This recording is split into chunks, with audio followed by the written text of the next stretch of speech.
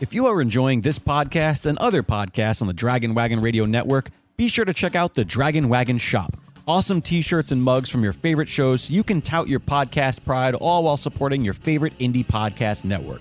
And make sure to check it often for new items and limited time designs. So shop now at dragonwagonshop.com and get your dragon swag on. Hello and welcome to Dungeons and Dragon Wagon, the Rhyme or Reason, Chapter 5, Roundtable. I, of course, am your host, Jake Lloyd. I am sitting here sipping a lovely tea with a candy cane in it in early September because candy canes just linger for that long, I guess. And to my left, of course, are my acquaintances in adventure, Matt Hinksman and Alexandra Hoy. Hello. Hi. Paul Bianchi is not with us right now. Yeah, he's off traveling the world. Yeah, Paul Bianchi is in the UK with his Mythunderstood co-host Sarah Oliver. You can follow all of their travels on their Instagram for Mythunderstood. I think it's _Mythunderstood or Mythunderstood_. Yeah, it's one of those two. You'll find it. Hopefully he's getting some good research done and stuff and being influenced by the old world around him. I can guarantee you that that's what he's doing. 100% guarantee you. Just knowing that he takes so much inspiration from actual history. He's such a fan. Although admittedly, I think he's more of I say fan, it's a weird word, but you know what I mean? He's more of an enthusiast of Asian history. Oh, really? I think he even studied Asian history in college. I don't know. We're just going to talk about things that we think Paul does or doesn't do for the rest of this episode. But in any case, before we dive into all the craziness that was Chapter 5, one thing we did do was level up to level 3. And so we did record previously this whole leveling up outing with Paul. So despite, missing his dulcet, lovely tones here during this roundtable, let's go ahead and check that out, shall we? Yay. So it is that time again, Paul. We have reached 3,000 experience points. Actually, a little bit beyond 3,000 experience points. You sure have. And therefore, we have leveled up to level 3. Yes, you're... So, congratulations to your savvy, your ability to battle multiple varieties of skeleton at this point. Right.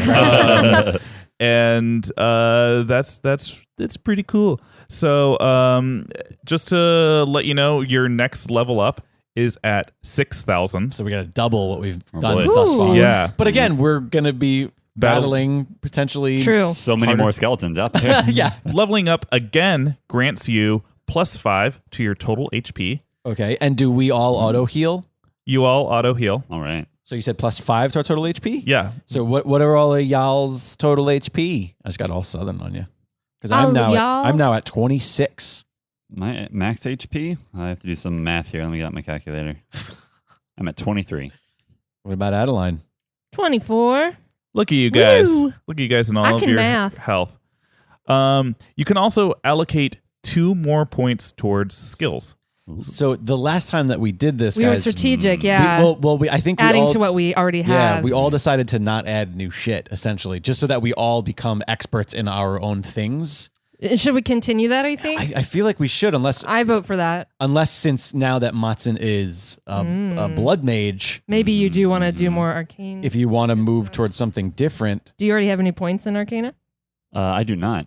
So maybe you would want to do that. I'm not. Well, when would I roll for it? When would I make an Arcana skill check?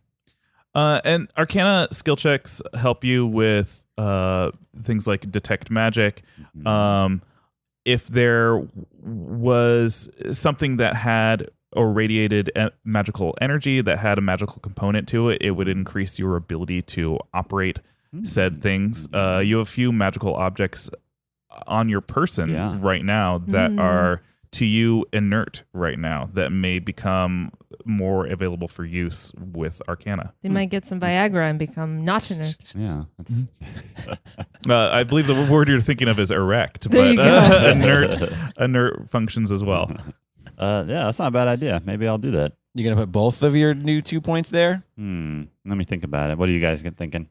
I think personally, I'm just gonna keep leaning into the athletics and acrobatics because I feel like, Unless I just go, I might put them both in athletics since that's strength, right? Sure. And acrobatics is more dexterity. I mean, after kicking that prison door in and shit, I'm really more inclined now to just consistently just try feats of strength at this point. So yeah, maybe I'm going to put both of my points towards athletic, which will give me 5 in athletic, 5 in intimidation, and 4 in acrobatics. It could make you bolder or increase your ability to lift boulders. Hey, there we go. Wordplay, rock humor. Yeah, I think I'm gonna do that. I think I'm gonna add +2 to my athletics, giving me a 5 in athletics now. Wonderful. What about you, Adeline? I definitely want to still add to something I've already got points in. Yeah. My investigation's at 4, so it might behoove me to put it in something else, maybe persuasion. Does anyone else have persuasion? No, and you are the one with the perfume and everything like that, so that wouldn't hurt. Yeah, I mean, I could bump that to 3 or 4. I actually like that idea because none of us ever try to coerce anybody to do anything ever. Which is funny because that's my favorite part of video games. Really? I always put so many points into like charming or... For sure, me too. Yeah, because I mean, that's the more fun... I feel like that's, for me anyway, the more fun way of achieving things in a game. Right. Matson's more of a, let me convince you when you're dead after I kill you. Yeah. We'll talk when you're dead. First, ask questions later. Might makes right. All right, I'm going to do that then. I'm going to bump my... Adeline is now going to have 4 points in her persuasion. So what do you think you're going to do? Where are you going to put them 2 points? Let's do at least 1 in Arcana. So that's going to bring you to a 1? To a 1. Magical. 1. I'll double check my math. What are your other ones? I mean, obviously you have a lot of dexterity. Stealth and sleight of hand. Yeah, I have 3 acrobatics, 2 deception, 3 sleight of hand, and 4 stealth. Yeah, I would continue with stealth or sleight of hand before acrobatics, since that's the one that we both kind of share. Mm-hmm. Not deception? I mean, I've never used it. Yeah. I guess the question is, would you? Because if not, it's not worth it. But I do, again, that's like a really I feel like fun... things are going to start getting harder for us now as we go into the second half of our journey here. Which is sort of why... You might need to deceive. I mean, considering that you almost were able to kill that guy, if your stealth had just been a little bit higher in that roll, right. Who knows? You could have just done a perfect backstab on him. Good point. and that's sort of with what you just said about things are going to start getting harder. That's why I think adding 1 to something that you have 0 of isn't really going to change your roll. Mm-hmm. But if you have something that's 4 and you're going to make that a 6, right. Now it's increasing the odds of that being consistently successful. Sure. Whereas, again, jack of all trades, master of none. I think for the sake of shit being harder, we'd be better off all being really good at the thing that we're good at. Sure. That's my argument. So what is your highest? Argument. My highest right now, I have both 5 in athletics and 5 in intimidation. Nice. But I honestly, I'm regretting the intimidation thing because my base stat charisma is a 4 minus 3. Mm-hmm. So, I just feel like junk in the archetype of our characters. In the archetype of our characters, though, I feel like intimidation is that's the trait that I was supposed to have. But but my role didn't lead to that, so I don't really utilize it as much. Well, for sure, but you're all that means is that you take a -3 to your overall roll. So if you rolled for intimidation, that's actually in total that's a +1. Sure, or +2. +2. Plus 5. Yeah. Which is math. Which is why I think I allocated them to that in the first place, so that I wasn't. In real life, I have a -3 in math. So. Are you sure? He was laying all cozy by himself. The pod dog was laying, and Matt, you just had to rile him up, and now he won't leave you alone. Now he's chewing on your arm like he's one of them zombies from chapter 4. Calm yourself. It's a gentle nibbling. He's a little murder dog. Make sure you buy your friend of the pod dog t-shirts in the Dragon Wagon shop. He's not a murder dog anymore. Those days are behind him. So what's the final decision? Yeah, let's throw some more stealth in there. Why not? Yeah, get all Stealthy. stealthy. One more point, bringing me up to 5. Sweet. So other than that, it's just special attack is that we get now? Yes. Level 3 will grant you 2 slots for your special move decisions. You can power... It grants us 2 slots? Two new ones? But it's choices. So it's like 2 power-ups to your existing special moves, a new move and a power-up, or 2 brand new moves. Gotcha. Oh, man. I get it. So for Adeline, The existing special moves that she has her Eagle Eye and she has her Pinning Shot. She is welcome to power up either of those moves to do 50% more damage. She also has, from carrying over from last time, she has her Chain Shot inspired by Idlewild.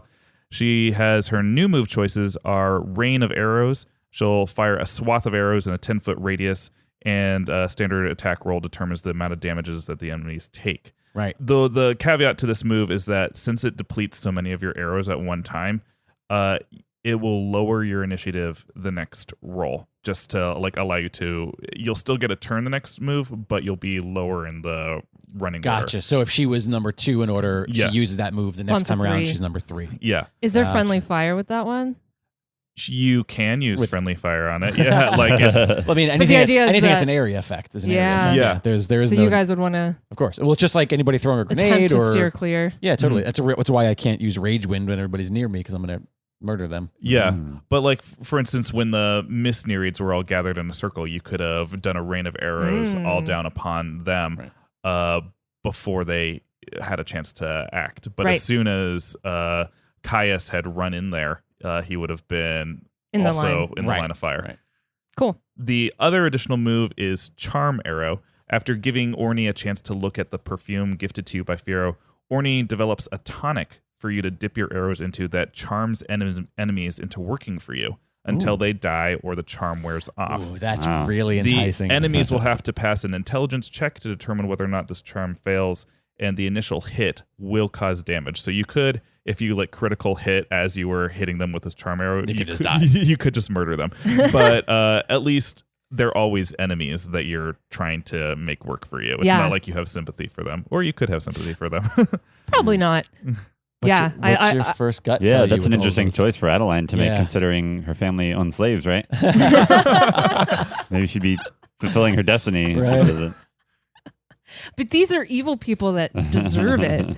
Well, and technically, you're making them do the good thing. Mm-hmm. Right. It's slavery for good, said no one ever. But yeah, I'm definitely doing the charm one. Really? You don't want to do the rain of arrows? I mean, I could do both. You could do both. Or here's a question. If she wanted charm, could she just go right to charm level 2? She could. Without upgrading any of her. I just said she could. She could. Wait, is Rain of Arrows spelled R-A-I-N or R-E-I-G-N? She can spell it however she wants. She can spell Rain from the Blood Rain series with a Y. That's how you know it's cool. Is the Y in it? Yeah, I mean, if there's no Y, why fucking bother? I mean, I'm into the charm arrow personally. I do like it. Bumping it up. I didn't think about that. Bumping it up to level 2. Although I still think, even though you don't use Eagle Eye, I think powering that up couldn't hurt either. Yeah, well, Charm Arrow might be a move that you wouldn't want to necessarily power up because it would mean that the damage that it does to your enemy would. Oh, it doesn't just increase the odds of the charm working and make the saving throw for the other person. It just increases the damage. It would increase the damage and it would increase the length at which the charm lasts, but you still have to pass an intelligence check for it to get through. Good point. Yeah, I don't think I would bump it up then to level 2. Yeah, no, that's fair. So what do you think? Yeah, that was actually when I was doing my homework beforehand. That was exactly my thought. I was struggling to decide if I should upgrade Eagle Eye or Pinning Shot even. I think Eagle Eye is the thing that if upgraded and really powerful, you'd find yourself using more often. Right. Yeah, and maybe that's an incentive. I get impatient again. It's because I've been doing so much melee in my video gaming. I'm like, I have to wait a turn to do things. Yeah. But yeah, I mean, that might be the smart thing. Rain of Arrows is super cool too. Although Friendly Fire never. The only thing that I have a problem about Rain of Arrows is that I am always running at people. Right, and you as a tank probably are not super into that thought. Yeah, I know. A super powerful Eagle Eye could be great. Yeah, maybe I will go with that and just learn to be patient. So powering up your Eagle Eye and you're going with the Charm Arrow? Definitely doing the Charm Arrow for sure. Right on. Yeah, that's what I'm doing. Great. What are you going to name your Charm Arrow attack? You're just going to call it Charm Arrow? Charmy. Charmander. I'll have to get back to you on that. Charm to charm combat?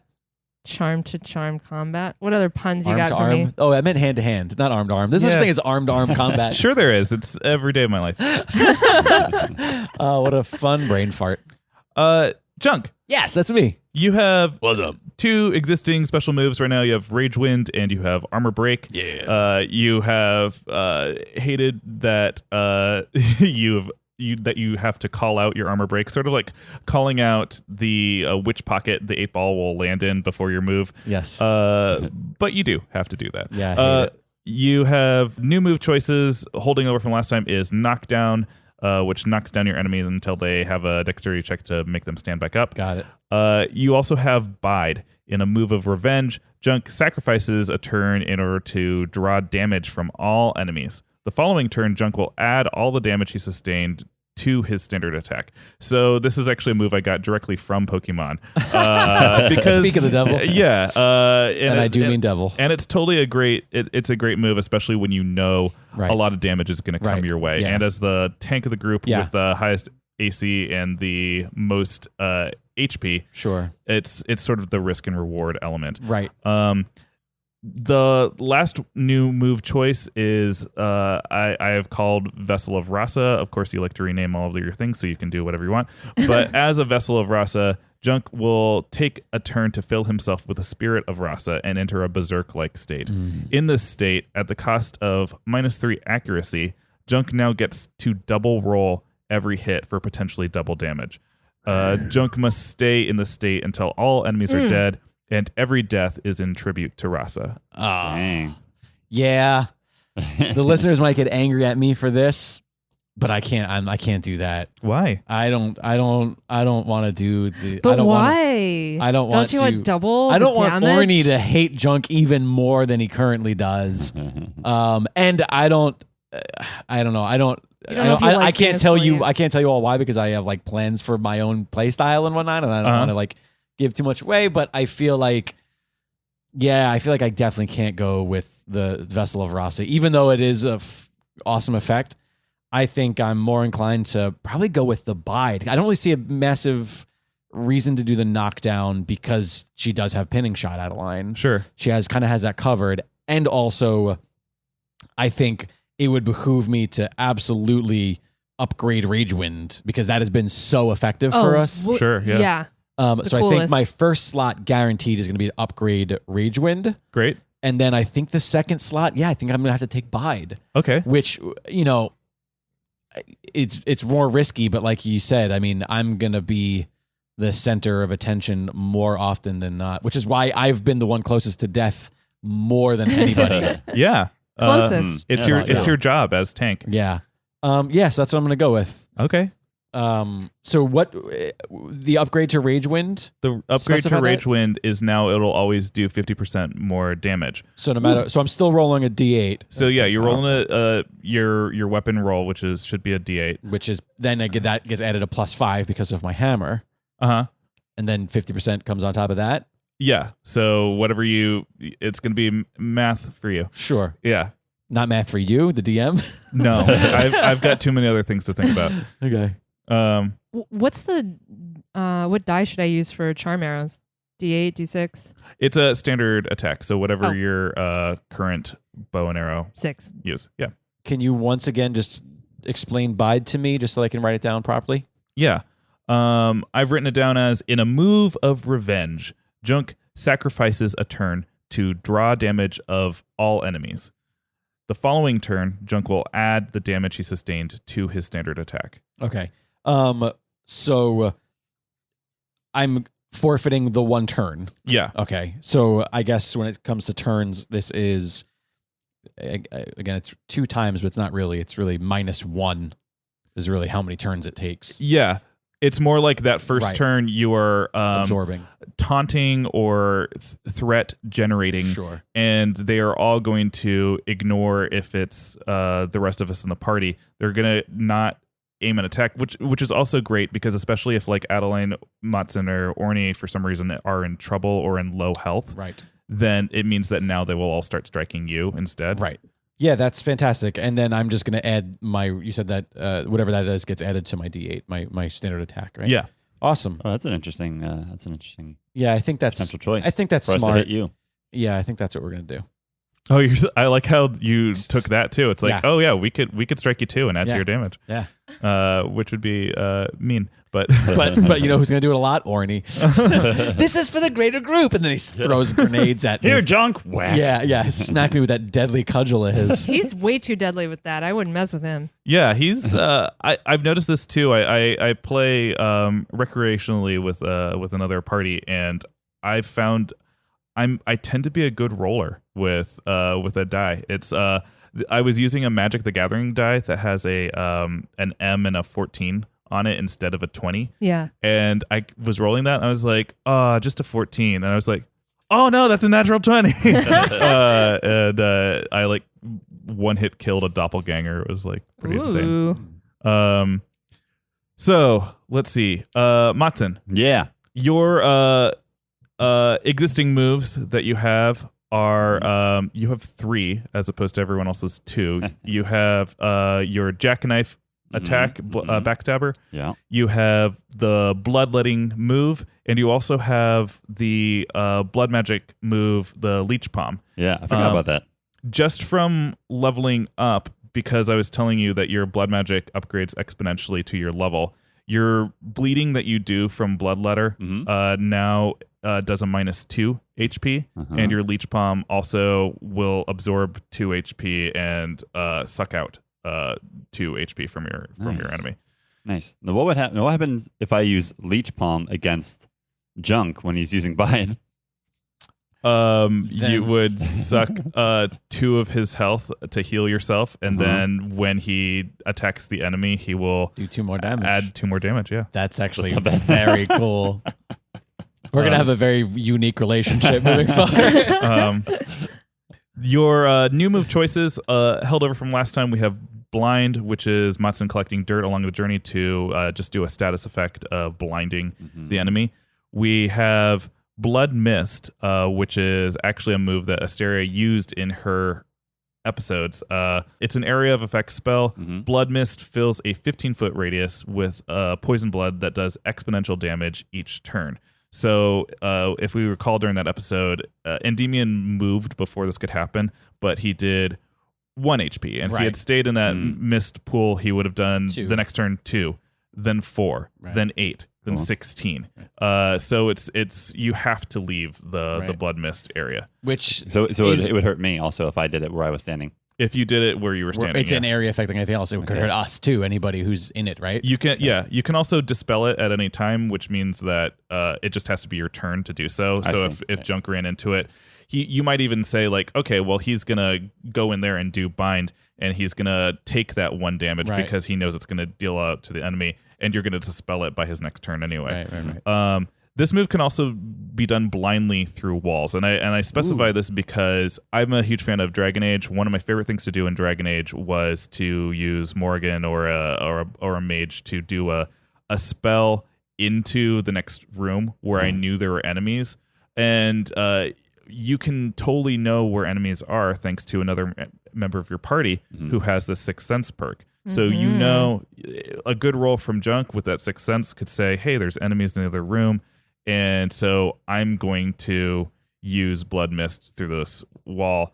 Unfortunately, his Sixth Sense didn't tell you that there were also several captives of innocence in there that you also murdered with your Blood Mist. You know, there's risks in this as well. But I wrote in there, theoretically, you could like leave a room that was full of enemies, barricade the door. Right. And I was just thinking that. Yeah.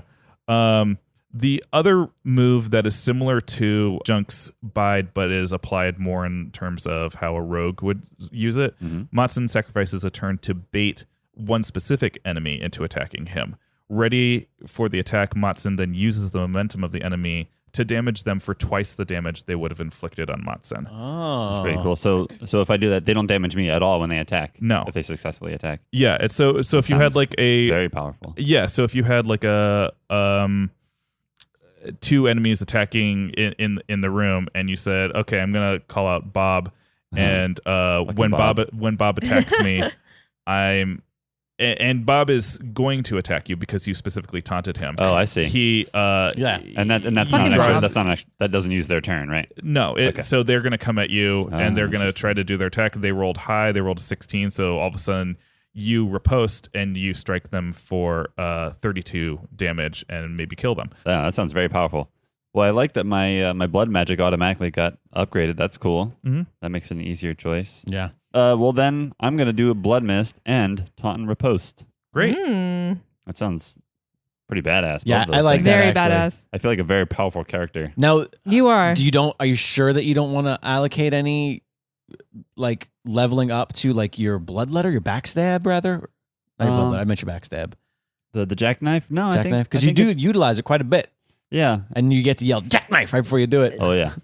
It also makes sense though, Matson That's fine. I mean- increasing his magic use Sure, as no, he's going along. Yeah. The thing I like about all I dig that. these moves, even the blind throwing the dirt in people's eyes, these all seems like things that Matson would do. Oh yeah, Totally. absolutely. Yeah. Kudos to Paul on the decisions. Yeah. please. Yeah, these are cool. Yeah, Um, let's do that. Let's do blood mist and taunt and riposte.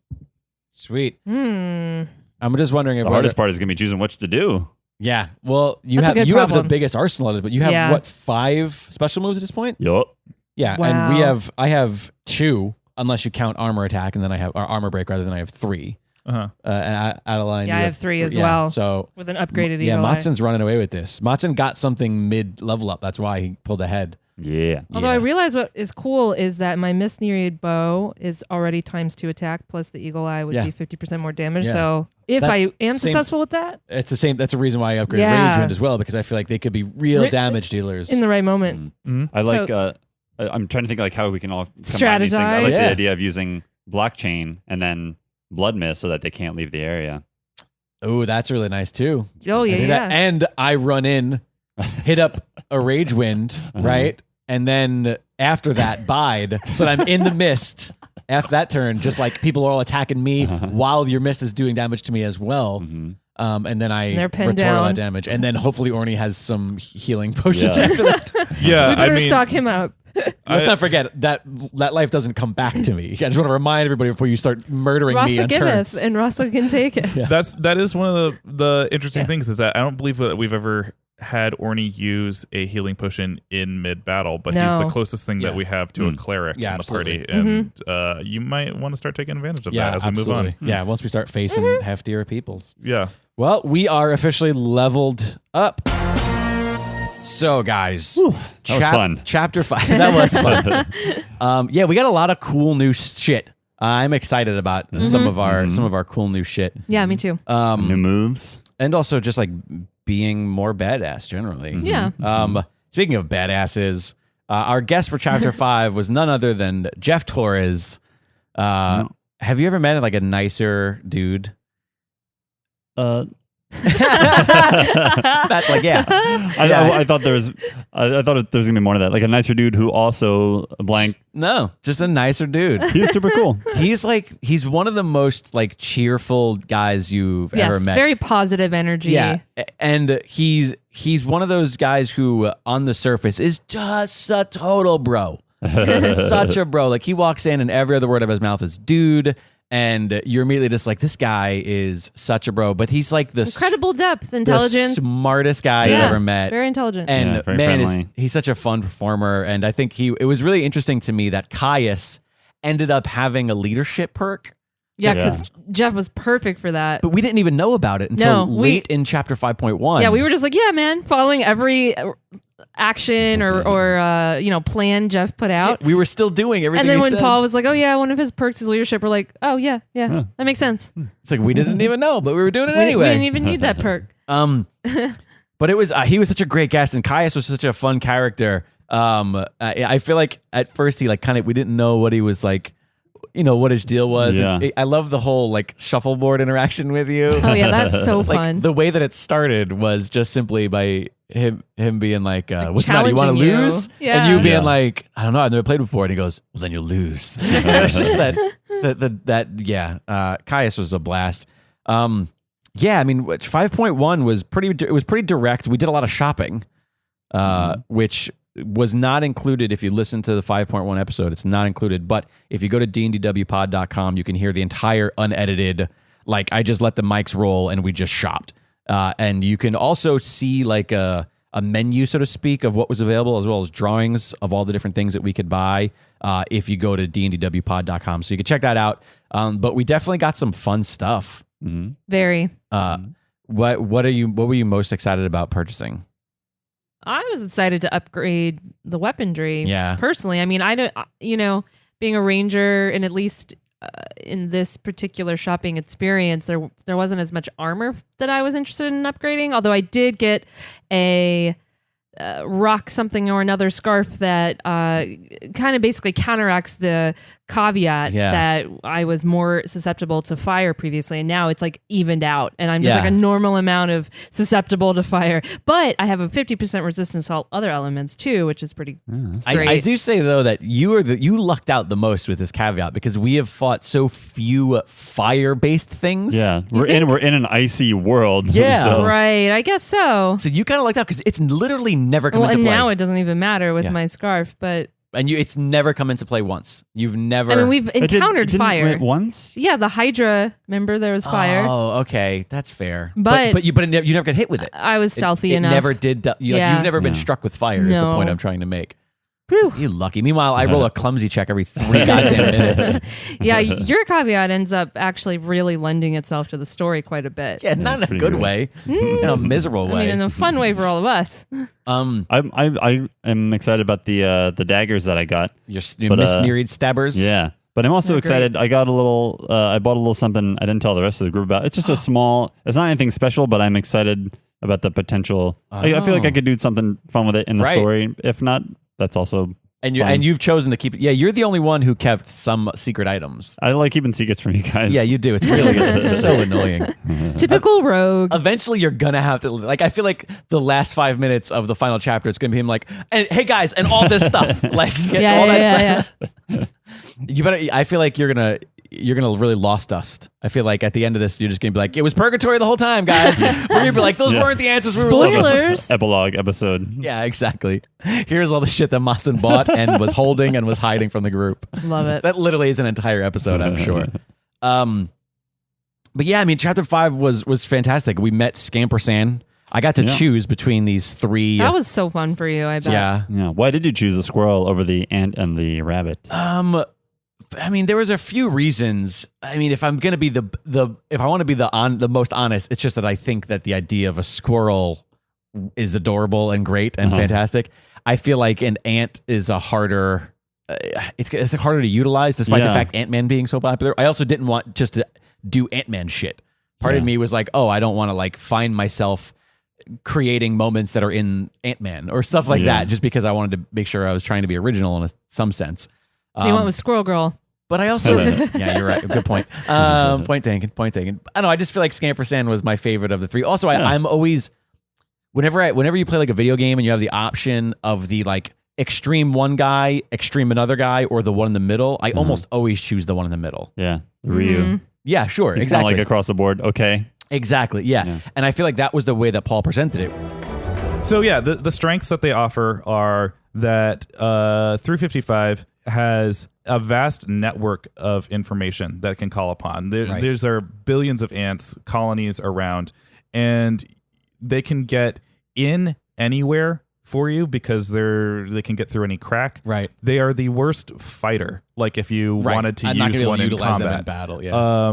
But they are the best recon. Right. Scampersand is a great climber. Right. Great at digging. Does medium well at recon. But he will be the most dexterous and best fighter for. I mean, he's not obviously. Don't use him in actual battle. Yeah. But if you wanted to fight another squirrel, he would be good. Then Rabeth is a great burrower and tunneler. Right. She's great at finding things.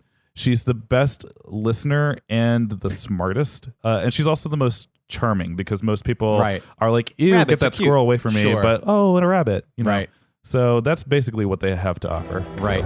It's a bummer that Paul's in here because I do want to give him credit, and I would love him to have shared this with the listeners, of course. But the names for those are all obviously taken from Y the Last Man. If you're a fan of Y the Last Man, you absolutely recognize the names Scampersand and 355. They're all references to characters from Y the Last Man, which is a Eisner Award-winning graphic novel. It's my absolute favorite comic. And it's my absolute like favorite piece of fiction. Like, and I know that that's a bold statement, but like, Y the Last Man is my favorite story. And Paul knew that, so he was like, "Oh, I'm gonna present you with these things that are gonna just make it even harder for you. Although it wasn't, because Ampersand, who is Scamp is named after, his Capuchin monkey in Y the Last Man, is my favorite character in the whole story. So that must have played into it a little bit a little bit. The idea of having the scroll Scampersand on my shoulder. Sure. Yeah, it was fun. And Scamp, I want to see a picture of Junk and Yes, I need to do some drawings, definitely, especially with the updated armor and stuff like that. Or if anyone listening is a artist and wants to take a stab at it. Yeah, fan art. Miss Nereid stab at it, please do. Hey, I like what you did there. If Madsen would have said, he would have said a backstab at it. But yeah, so we met Scamp. I got that little helper, which was great. We solved a mystery of a murderer and then let him live. Yeah. I don't know why we did that in retrospect. Well, not live, but turn him in. Right? Well, the plan. Didn't we mail something back to try and implicate him? We mailed his letter. I hope that happened. I need to know in the epilogue, like that guy got served. We won't know, because who knows who the person who got that. I mean, although that was a local authorities who sent it to, so yeah. Yeah, right. I'm sure he got his comeuppance. He better have, for that murder of his sister, who also, I really hope that the listeners caught on to this, but I thought that the funeral of the sister, the impromptu funeral of the sister, as a fill-in for saying goodbye to our chapter 4 guest, Asteria, was very fitting for Madsen. It was very touching. It was really good. And I like the way that you sort of took the initiative to be like, oh guys, let me do this myself. And then everybody sort of just knew, like, oh, this is a good thing for because there were some similarities there. They were caught between family. Her brother killed her, where in this instance her brother tried to kill her, but still, it was everybody knew right away, because first, this isn't something Madsen would do normally. No. So Madsen's gonna do it's gonna be for a reason. Right. Yeah. Yeah, that was a fun little touching moment. Yeah, Every now and then we find ourselves with these weird little bows that get tied. And I know Paul likes to use the term breadcrumbs. Like, he likes it when he's writing these stories, he finds that he accidentally left himself a breadcrumb. Like, he did something early on that he didn't even realize was going to be the perfect thing. Oh, yeah. Which he actually talked about after the fact when we recorded Chapter 5, was Sir Monteith Winsome. Yes. Who, to jump ahead a little bit to Chapter 5.2, Sir Monteith Winsome is the reason we wake up in a jail cell in 5.2. And we knew he was going to come back with a vengeance. Well, we didn't know. Oh, we did. And Paul didn't even necessarily have that until it was like, oh, that's right. Monteith Winsome is... I saw it in Paul's eye after the Providence episode. Like, his face was like... When he was like, you're going to let him live, huh? Oh, yeah, he knew. That's the best feeling in the world, that when you're writing a script or something and you're farther along and you're like, oh, why don't I take the thing from before, and then it works into the thing at the end here. I did that on purpose, I swear. Like, totally on purpose the whole time, yeah. But I love it when we have those accidental little bows, and that little impromptu funeral was such a great little bow for Asteria. Talk about the ripples that Asteria as a character and Gina DeVivo as a guest left in the show. So far, and again, not to take anything away from previous guests or even Jeff, the most recent guest, but that there's a ripple effect from her character that is, I think, still definitively going to affect the rest of the entire series. I don't know, series, but season, I should say. Yeah. But yeah, let's talk about 5.2. We woke up in a jail cell, which my absolute favorite level of any video game is is the wake up and you no longer have all your shit that you've been acquiring over the last half of the game. Yeah. And Madsen, your first thought was to dive into shit. That wasn't my first thought. It seemed I thought we exhausted all the other options. In fairness, he didn't want to dive into shit. He wanted to make Caius dive into shit, which was also very clever. Yeah, that's very fair. Yeah, Madsen was very upset and was like, all right, well, I'm going to take it back out on him. Can I say how happy I was that I rolled that natural 20 trying to rip that door off the engine and just destroyed the door? And then ultimately it did nothing for us. It did absolutely nothing. We didn't utilize that to get out. We actually put the door back on. And anyway, we had to put it back on because we thought that maybe somebody might come, which was really quite pathetic. But ultimately though, Orny did just give us a key.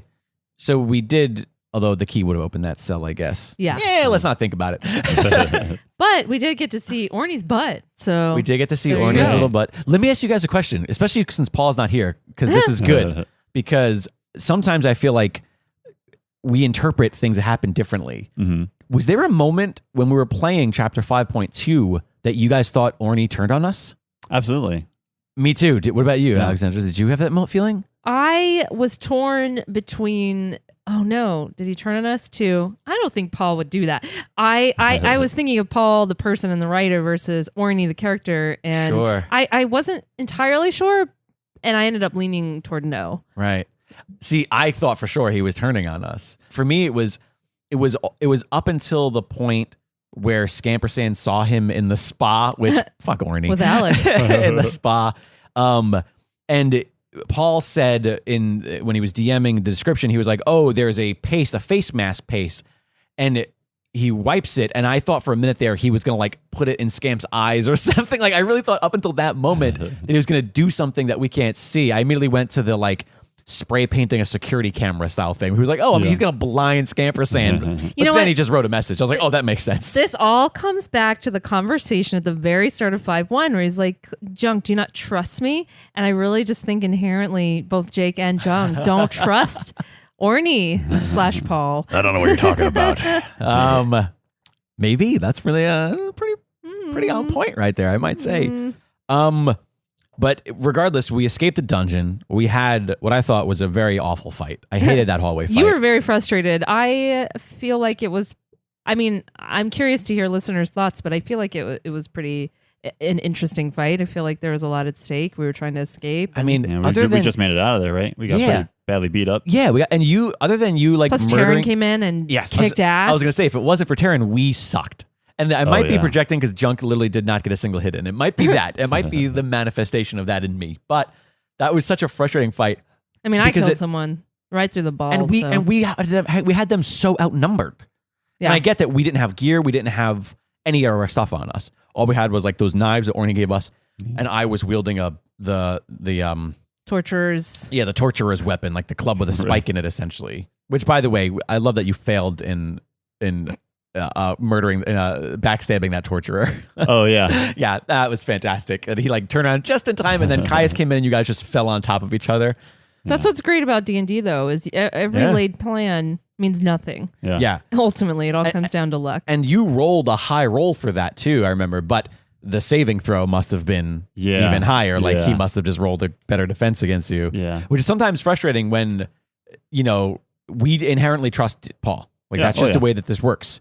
And whatever he says is what happens. And because of that, sometimes it's so infuriating when you roll like a 16 and he still blocked it. And I was just like, oh God, like, come on. Yeah. Like, what did you have to do at that point? But I guess higher than a 16 is the answer. Mm-hmm. But anyways, so Taryn saved our ass, the Silent Sister, who, man, if we had a tally on how many times somebody told a Silent Sister to tell somebody something in this chapter, that happens so many times. Even at the very ending, Kaya says, like, tell your sisters the king is back. And I'm like, how is she going to tell them that? She can't talk. Plot holes. She'll do it with her eyes. Or they have a version of ALS. I don't know. But then are you really silent? Or ASL. Whoops. ALS. That is not That's a different the thing, guys. Different thing.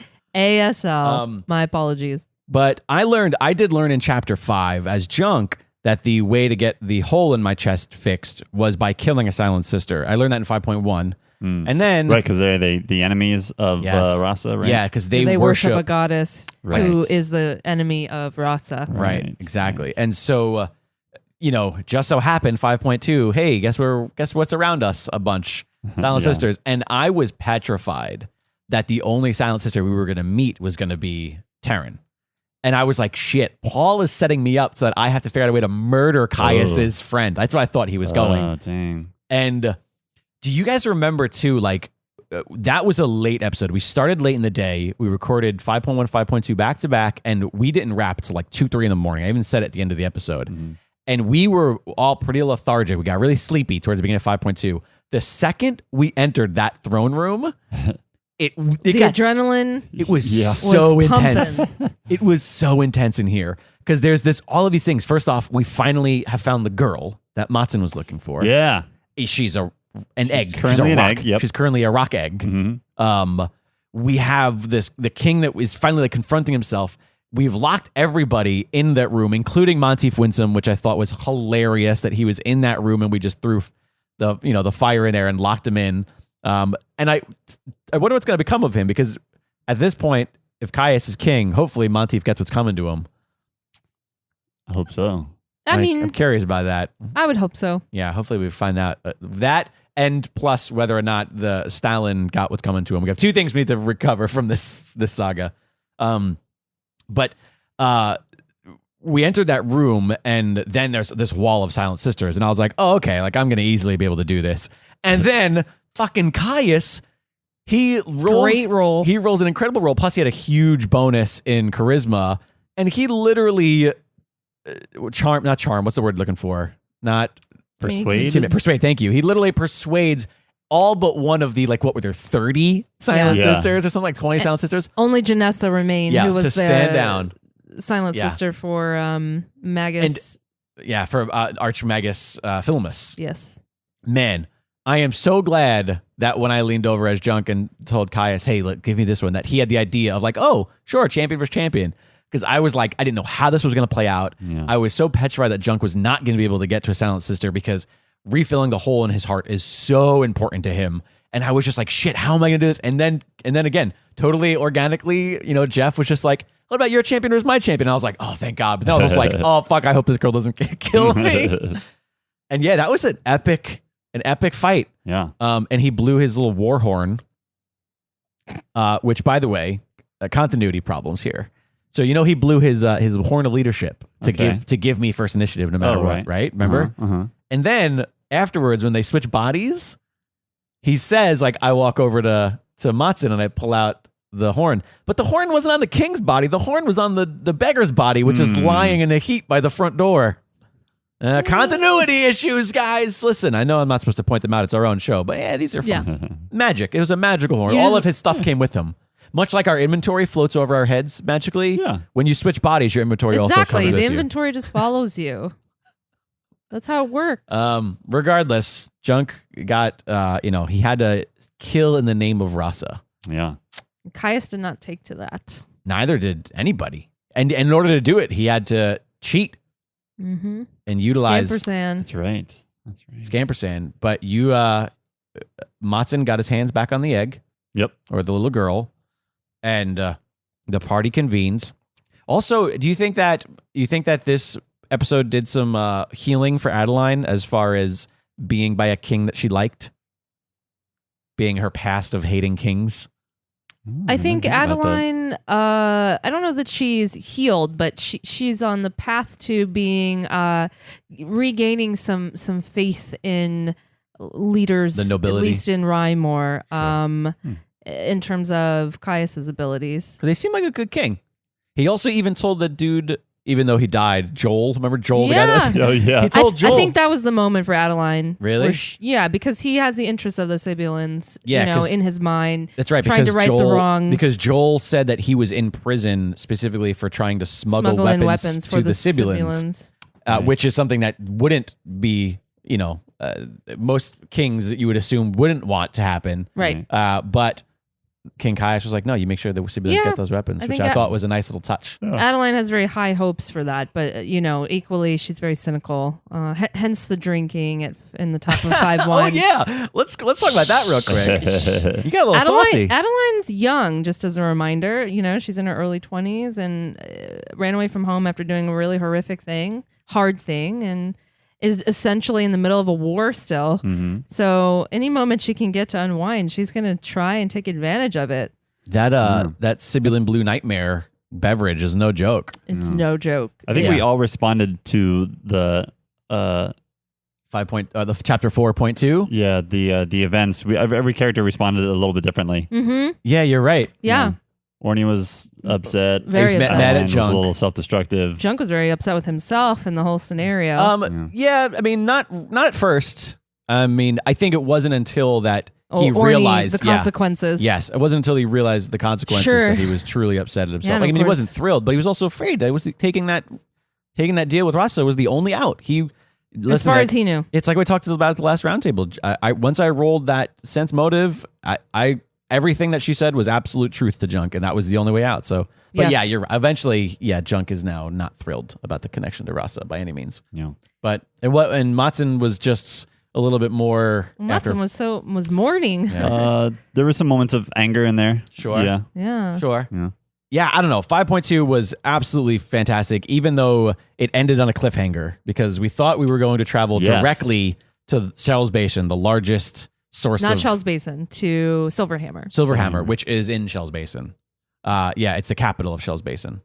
Yes. Shell's Basin is the region. Shell's Landing is where we started. That's what you're thinking of. Yeah. For all the maps and information, make sure to check out D&DWpod.com. It is a complex land, but I feel like I'm becoming very familiar with it. Yeah. I mean, like I'm really seeing it in my head very easily at this point. Yeah. But yeah, we were supposed to get taken to Silverhammer and Ended found up ourselves somewhere else. What do We you don't know? know where. Something Mystery. went wrong. Yeah, who would have thought? Who would have thunk? Maybe it was because we all had to say Orny is a cool guy. I Maybe don't think somebody that didn't was say it effective. right, and that's the spell got screwed up. Scampersand didn't say it. Ooh. Scamperscan screwed everything up again. That's what happened. Because everybody said it but Scamp. Oh, mostly because Paul can't say two voices at the same time. Anyways, 5.2 was so much fun to play. I can't exaggerate. I can't exaggerate. No, I can't. I mean, there's a reason we all stayed up so late in the morning. What was the word I was going to say just then? I can't exaggerate. No, what am I trying to say? I can't say enough. I'm looking for a word there, regardless. I can't say enough. English. Yeah, English. This is how people talk. That we were so pumped at the end of 5.2 that I was just like so in love with the game at that point that I was like, God, this is so much fun. It is so much fun. I'm having a blast. And man, Jeff absolutely killed it, and I can't wait to have Jeff him was back amazing. in future seasons and future characters. Please make sure that you're following Jeff at I am Jeff Torres on all social media. He was fantastic. Yes, thank you, Jeff. Thanks, Jeff. And once again, if you want to hear that whole shopping outing, make sure you check out D&DWpod.com. It's all there and all the pictures and all that fun stuff. Guys, do you want to give away something? ? Yeah, what do we got? So as we spoke about last week, unfortunately, we are no longer giving away what we were previously giving away, but instead, we are going to find a great replacement, and we are going to leave it up to the winner. So if you win this week's rate and review contest, then when you write us, we will give you the options of the things that you can get. Oh, like multiple choice? Yeah. So we're going to give you It's like guys a mystery grab bag. Not so much a mystery because they're going to know exactly what they're going to get, but they don't know what's available to them right now. You got to win and email us, and then we'll tell you. Okay. So our winner for our Chapter 5 Roundtable giveaway is Otter Missile. Otter Missile. Otter Yeah. missile? Like a missile that comes from an otter. Or like otters when they swim are like missiles. Maybe. I don't know. Maybe this person has, I assume it's a female because after her name, it is the female symbol. So I'm going to make a broad assumption to say that this is a lady. Maybe this lady has built some sort of like potato cannon style weapon specifically for shooting otters. All right. That's my thought process. In any case, thank you so much You ought to know this. for your review. I do want to specify that I was somewhat offended by your review because you did specify that when you picture people playing Dungeons and Dragons, you usually picture nerds and geeks and cosplay, and the dungeon master would have on a pointy, tall purple hat, like in the movie Fantasia. This is that is literally what's happening, though. This is offensive. Why are we denying that? This is offensive. But no, seriously, I am very glad, Otter Missile, that you have found that D&D isn't that. Because I know as much as you... Or doesn't have to be. Exactly. Yeah. Certainly Obviously, that's a cliche, but yeah, there's all kinds of people from all walks of life that play. And obviously you were saying this in jest, but the truth is that this is most people's perception of role-playing games. Right. And role-playing games are in this fantastic resurgence right now and becoming so popular. And again, role-playing games are for everybody, and we cannot stress that enough. And we really appreciate your review here. You went on to specify, you guys bring such simple rules to this game and make it become real in such different ways than a regular difficult game could be.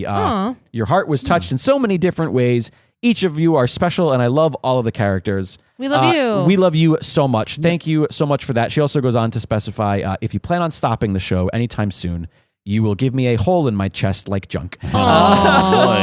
So thank you so much again, Otter Missile. It is your job now to contact us by shooting an email to contact@dndwpod.com. shoot us an email. Let us know it's you, Otter Missile, and we will tell you what you've won or what your options are to win. We're going to give you a couple options. That's how we're going to run this. Once again, thank you so much. And if you're listening to this, please leave a rating and review. It helps the show so much. These reviews help us find organic listeners, as well as it helps us get listed higher naturally in searches. If you type Dungeons and Dragon without the plural, we don't even come up yet. Even though every other podcast would write Dungeons and Dragons, it's our name, Dungeons and Dragon Wagon, and we still don't come up immediately.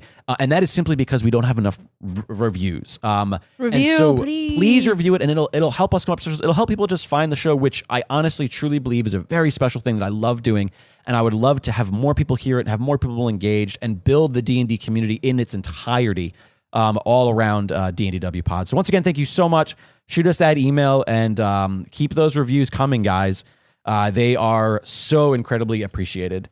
So with all of that said about the emails and that stuff, we actually have an email from a listener that I would love to read and respond to. And it's a little unfortunate that Paul isn't here, because I think that he could really lend some more to this. But the truth is I actually believe Matt will be able to lend the most to this question. Really? Our emails today is from Emily Heilman. I'm assuming it's Heilman. Emily Heilman. Hello, I love your Dungeons & Dragon homebrew podcast so much. I'm not putting that emphasis on there. There's a lot of O's. I've been inspired by you guys to start DMing myself and creating my own world. That is so awesome. Great. So awesome. I'm very new to RPGs. I'd like to know what game mechanics you do and don't use from D&D that make your version a, quote, homebrew. I appreciate the emphasis you put on storytelling, and I'd like to run my game similarly. Hope you can help. First off, Emily, thank you so much for writing. Thank you. Once again, all you got to do is either shoot that email at contact@D&DW or just go to the website and click contact, and you can shoot us an email there, folks. About how our game is a homebrew versus D&D. I can say that Paul is much similar to myself in that the majority of role-playing games we've played are this sort of D&D inspired game. Yeah. I think I've only ever played actual D&D, and I want to say it was 3E, 3rd edition, twice. I've only ever played it twice. And they were both kind of long games, so when I say I played it twice, I played it for a long time in 2 games. But I feel like as far as what makes it a homebrew, it really is essentially the rules that we're removing and some of the, I guess some of the freedom that Paul gives us as a DM. But Matt, you might be able to speak to this most, because I think you have played actual D&D brand role-playing games more than any of us. A little bit. Yeah? A little bit, yeah. I played some D&D. I played some Pathfinder. Pathfinder is another very popular one. And also, for listeners who might not know, because so many of our reviews say, like, I don't know what D&D is, or I've never played D&D. When we say D&D, it's like Q-tip. Do you know what I mean? Yeah. Like, I think people get that though. Yeah, a lot of people think that. No, I don't think they do. I think most people don't realize that Dungeons and Dragons is a brand. Yeah, a brand of role playing games, and they were probably the pioneer of the entire genre. But what we are doing is playing a role playing game, not necessarily Dungeons and Dragons. But since Dungeons and Dragons is such a pinnacle of role playing, hence that's why our show is named after it, and that's why I think most people just refer to it as D&D. Oh, what are you guys doing? We're playing D&D. So yeah, I just want to reiterate that for people who might not be familiar with that. But I apologize. Go on. You were talking about you played Pathfinder and other versions of this, and how does our homebrew differ? It's not that much different, I would say. I think the way we play it here isn't much different than when I played it otherwise. I think because we are casual players, sure. So we don't get too deep into the mechanics or the rules and stuff like that. There are plenty of those people who like to play that way, and there are definitely DMs who like to play that way, and they say like, some DMs will be like, all right, well, you guys haven't eaten in a while, so do you have food? You better go find some food, and some people like that. That's true. Yeah, I guess when you say game mechanics, that's what you mean specifically is the where is the importance lie? Yeah. And what tasks do the players need to do in order to continue to play? Yeah. In the video game world, there are, like in Fallout, you can do like nightmare mode, and you have to like actually drink water and eat food, or you're going to die. Right. Which I think, for me anyway, I only ever play that mode when I've played the game 1,000 times, and I'm like, I know this game inside and out. Like a Tamagotchi. This is my new challenge. Sure. Yeah. But there are also some things. Most of our abilities in the game are combat based. Yes. In the other games, you gain a lot of abilities that don't have anything to do with combat. But yeah, I think it's all for the sake of simplicity. I think what we do works for us and for most people. And you specified, Emily, that you appreciate the emphasis on storytelling, and that is a lot of our style collectively as players, as well as Paul. For example, there might be something at the very tail end of a fight where a player is sort of on their last legs, or an NPC, somebody we're playing is sort of on their last legs, and one of us might want to do something in that moment for the sake of the story, and Paul will probably let it slide. Yeah. There are a few things that actually even there was something in actually chapter 5, I can't remember what it was, but there was something in chapter 5 that I remember when I was listening back and editing and doing all the post-production stuff, I remember thinking like, oh, Paul didn't make him roll for that.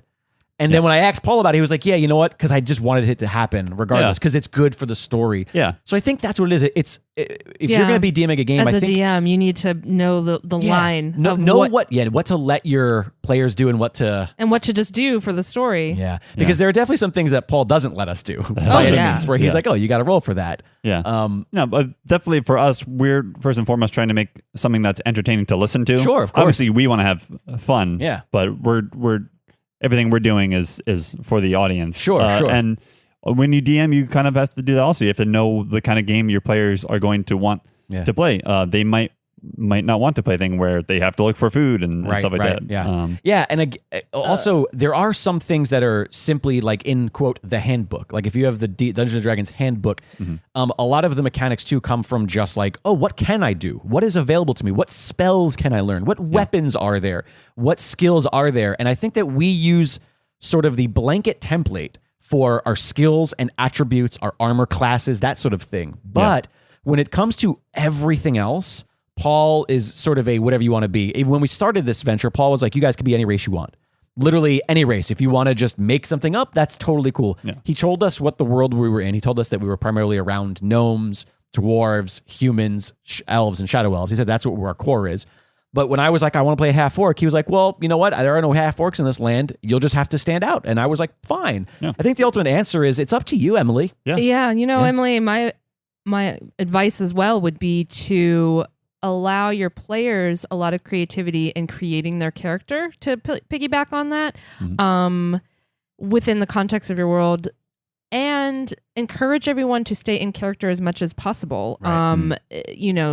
Speak for your character in the third person, try and stay within the world. It's, and we do this kind of quote unquote like off mic as well, where we like get off on tangents and the stuff that the listeners don't hear. Yeah, we have all kinds of like personal jokes, so you can definitely do that. But I would say as much as you can, pretend it's more like an improv game, and you're like going about this very much as your character. And I think that'll lend itself a lot to the atmosphere you're trying to create and the kind of fun you're going to have. Sure.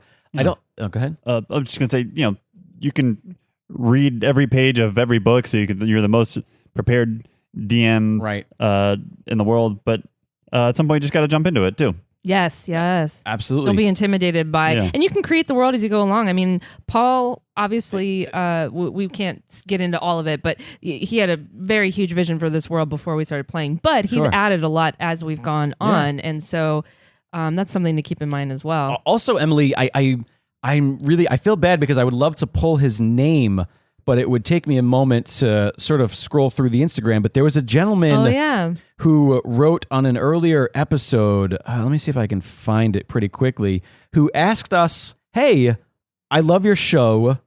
Here we go. Perfect. I found it. I want to give a shout out to _Chud. I love that name. _Chud. Hey, Chud. And he wrote, hey, I love listening to your podcast. I'm currently trying to write a campaign of my own. Is it okay if maybe I use the layout of this land and put my party's quest on it? He says it's very well created, and I've been struggling to think of my own names, etc. That's another great thing. I mean, ultimately, you just want to create a compelling story. And if you're struggling with like, oh, where is this world? What's happening in this world? Feel free to use a property that you know. You could just do if you're a fan of Firefly or Star Trek or some genre piece, like put it in a land that you're so familiar with, because if anything, it just Skyrim. helps. It helps if you're a fan of Skyrim or something like that. It helps you tell a better story if you know more information going into it, for sure. But Emily, thanks again so much for that email. And I'm actually going to make sure that Paul writes you back directly. I know that I wrote you back saying, hey, we're going to answer this question on the roundtable. I didn't know that Paul was going to be here for it. So just to make sure that you get Paul's opinion on all of this, I'll make sure that he emails you as well. But thanks again so much for that email. And thank you so much for writing. Please, guys listening, write us. We'll answer your stuff. Yeah. We're friendly. We don't bite. Mm-hmm. With that said, guys, we have to talk about something to the listeners. And that is, we are 10 episodes into our saga. We are officially at the mid-season point. And with that, we will be taking, and I'm so sorry, listeners, I hope that you're okay with this. We were taking a slight mid-season break. We will be returning with Chapter 6 on October 5th. That's 3 weeks. We're taking 3 weeks off, and that we were going to come back strong. Our first guest on Chapter 6 is going to be Sarah Oliver, who is Paul's co-host on Myth Understood. And I know a lot of you listeners who came from Myth Understood, we've been waiting for her. She's going to be on.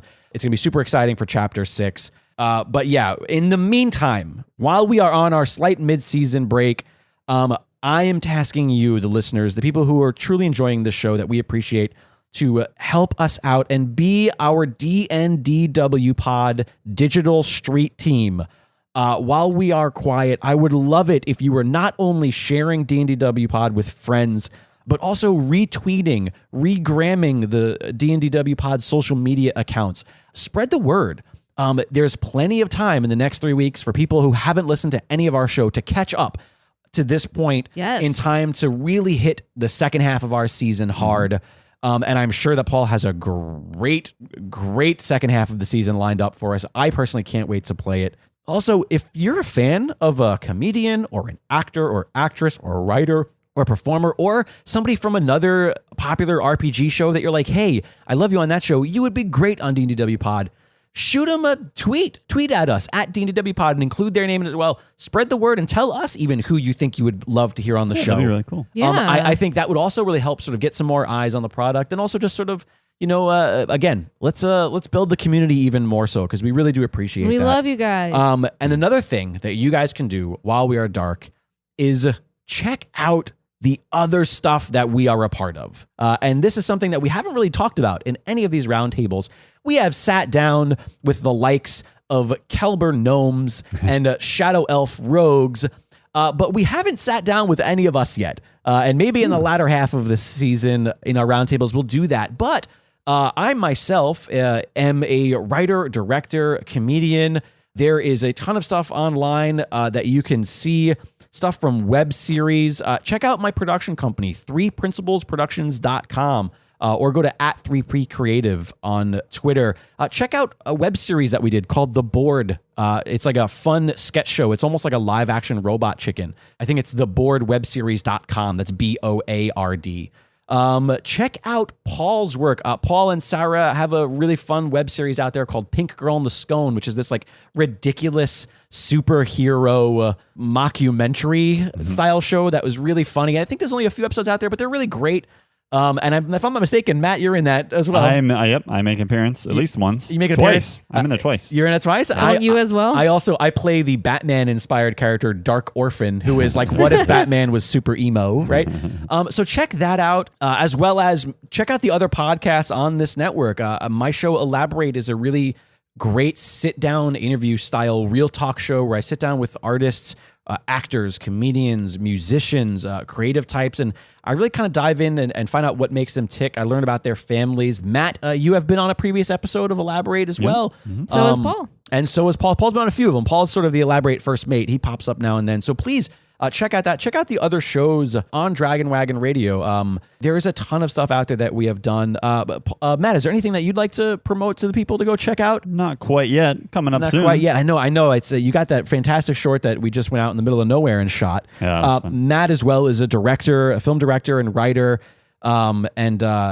You do as well. You do a lot of gaff work and you do a lot of grip work. You do a lot of work on production as well.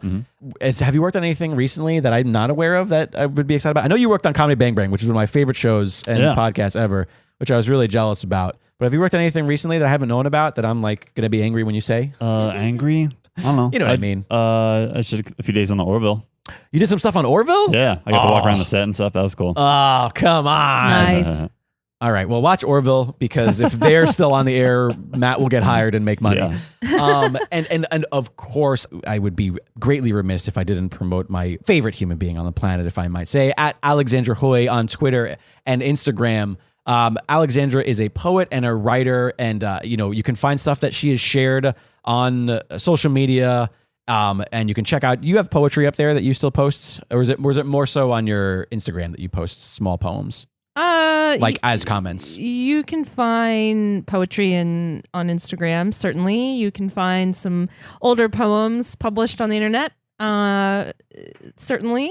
You don't want to share that information? You're being so hesitant at this point. She's like, it's old. That's fine. It's old. Hey, there's plenty of stuff that's old, but this is what I'm getting at, is that I feel like a lot of people who have been listening to our show have enjoyed the saga, and we love that you've enjoyed the saga. But maybe you don't know us, and that's sort of what I'm trying to promote here. Is get to know your acquaintances in adventure. Yeah, you can definitely get to know me on social media.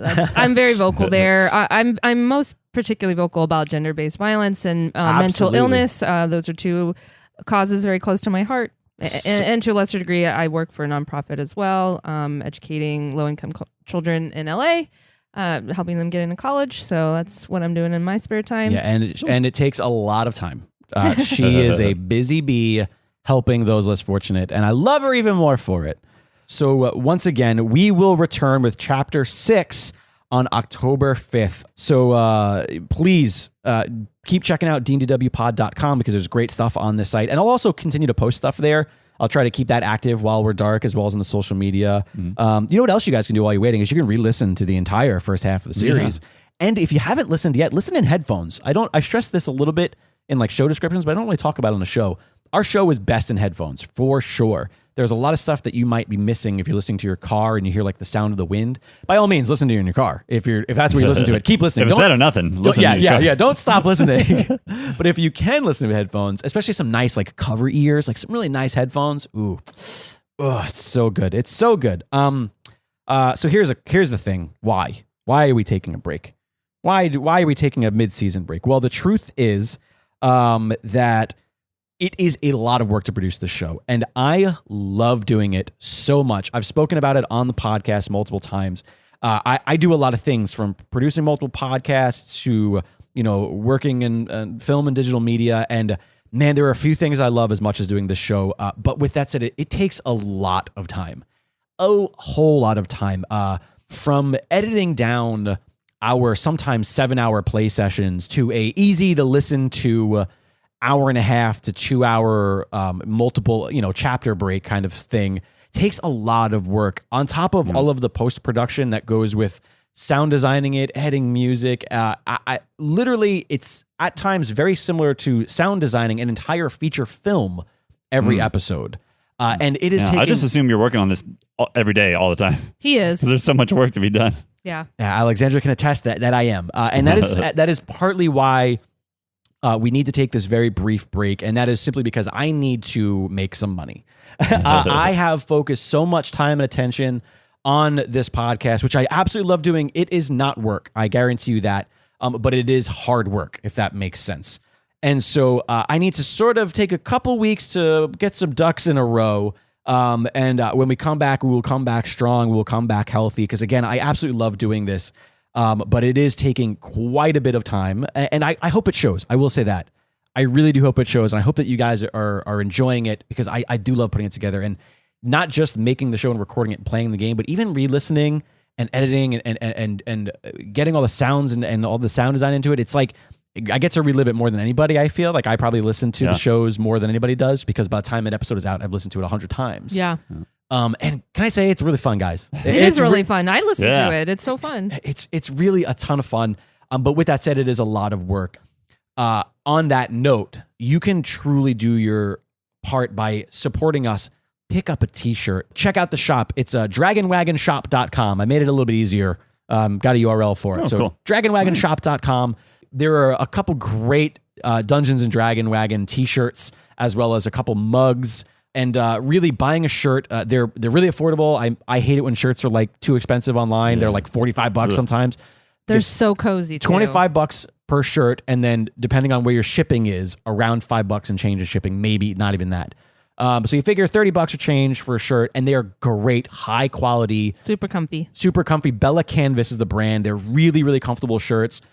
There's a bunch of different styles, different colors. So no matter how you dress, what your dress style is, you can find something that sort of fits your dress style. And of course, mugs. Mugs are a little bit more expensive just because they're so expensive to ship. But who doesn't enjoy sipping some nice hot coffee out of a cool mug that you love? And one from one of your favorite podcasts. So please, I urge you Graham at us too. Graham and tweet at us with your... Yeah, if you do pick up stuff. Oh, yeah, that'd be great. We'll repost you. We'll repost you, we'll retweet you, we'll do all that stuff. And do what you can to support the show because, man, I am beating a dead horse here. I really love it. I really love doing it. And I really want to continue doing it to the best of my ability. With that said, it is time that we leave you. But we want to leave you with some fun. I got real serious there for a moment. I got all legit, and I want to leave you with a good time. So what I will present to you on our way out into our mid-season break is what I am calling Dungeons and Dragon Wagon Radio. See what I did there? It's a little backwards. I'm going to leave you guys with some of our absolute favorite musical numbers that we have stumbled across and or performed during the first half of our season here. Man, the music is such a fun thing that we stumble across, and I definitely feel like in future seasons a bard might be necessary. Oh, we need a bard. So on behalf of everybody here at D&DW Pod, Matt Hinksman. Adios. Alexandra Hoy. See you soon. My name is Jake Lloyd. We will see you next quest.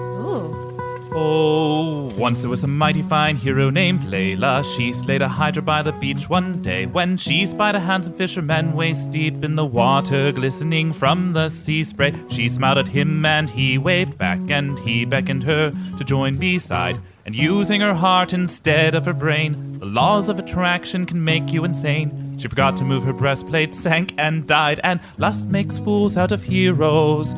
Lust makes fools of us all. Never mind the dread Hydra, lust was the hero's downfall. The village of Dagra burned one day. It started in the pasture too. So pigs turned pork and cows turned steak when the village of Dagra burned.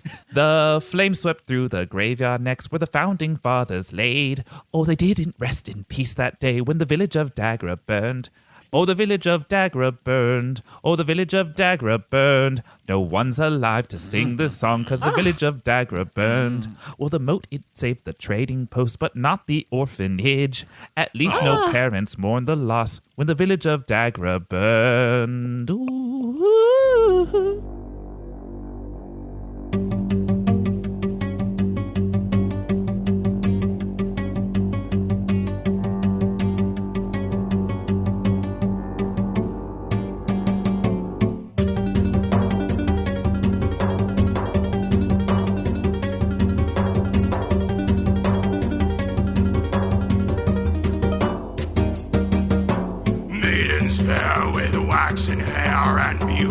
Buxom billows.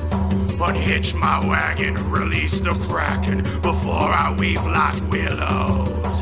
A homely witch, a pricey wench, I'd even consider a page boy to break the spell. Oh, sounds 'tis hell to turn my blues to grey joy. Some quest for glory, some quest for gold. Mine is a quest just for a body to hold. Some quest for fortune, some quest for fame. I just need someone to extinguish my flame. The tentacles of fire slowly ripping me open. Circus leaving legions giving life to the demon. I'm drowning in the prodigal blood of sinning seamen. Chased a fairy, burned by a dragon. Sirens wouldn't woo me. I'd give my soul to the devil himself if someone would just screw me. Some quest for glory, some quest for gold. Mine is a quest just for a body to hold. Some quest for fortune, some quest for fame.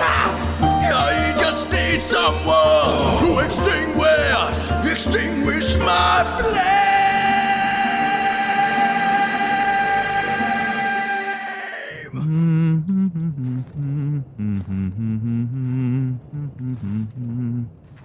That's a lovely tune. What is that?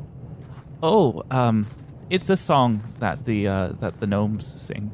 Hey, Junk loves a good tune. Why don't you share it with the group? All right. Wind, please do not blow my red hat away. It keeps me warm. I've had this very hat from the first day that I was born. Oh, wind, wind, wind, please fuck off. Oh, wind, wind, wind, please fuck off. Wind, please do not blow my red hat away. It keeps me tall. It helps me to be found in the deep snow when it should fall. And then the chorus, sing along. Wind, wind, wind, please fuck off. Oh, wind, wind, wind, please fuck off. See, it's a lovely song, isn't it? Beautiful. Thank you. It's Dragon Wagon.